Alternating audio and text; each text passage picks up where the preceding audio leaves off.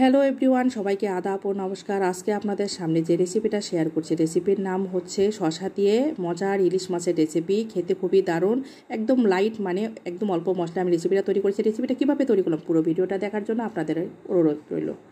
এখানে আমি প্রায় 3টা শসা নিয়েছি। প্রথমে শসার খোসাগুলো আমি সুন্দর করে ছাড়িয়ে নিয়েছি, তারপর মাঝখানে ফেরে আমি ছোট ছোট টুকরা করে নিলাম। শসা এমনিতেই নরম সবজি, তাড়াতাড়ি সিদ্ধ হয়ে যাবে। এবার মাছগুলো আমি ভেজে নিয়েছি। আমি এখানে একটা মাছ নিয়েছি। মাছগুলো আমি হলুদ লবণ দিয়ে প্রায় রান্নার 10 মিনিট আগে মাখিয়ে নিয়েছি। এবার আমি মাছগুলো সরিষার তেলে ভেজে নেব।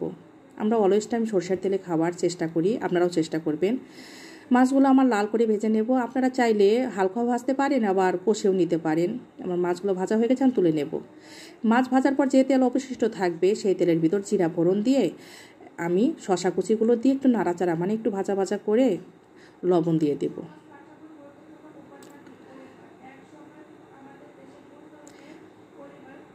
পরিমাণ মতো লবণ দেওয়ার পর একটু নাড়াচাড়া করে আমি একটু ঢেকে দেব।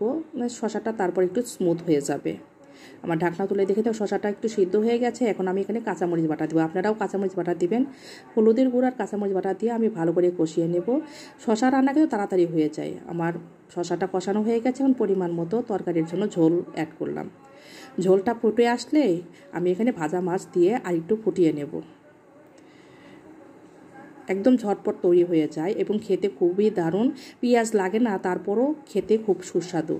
এবার আমি পাটাতে ভাজা জিরা বেটে রেখেছিলাম, দিয়ে আর একটু ফুটিয়ে নিলাম। আমার তরকারিটা হয়ে গেছে, নামিয়ে নিয়েছি। খুবই সুন্দর, একদম ন্যাচারালি কালার এসছে। ভিডিওটা যদি ভালো লাগে অবশ্যই লাইক কমেন্ট শেয়ার করবেন। যদি আমার পেজ থেকে দেখেন তাহলে অবশ্যই ফলো দেবেন। যদি ইউটিউব থেকে দেখেন সাবস্ক্রাইব করবেন।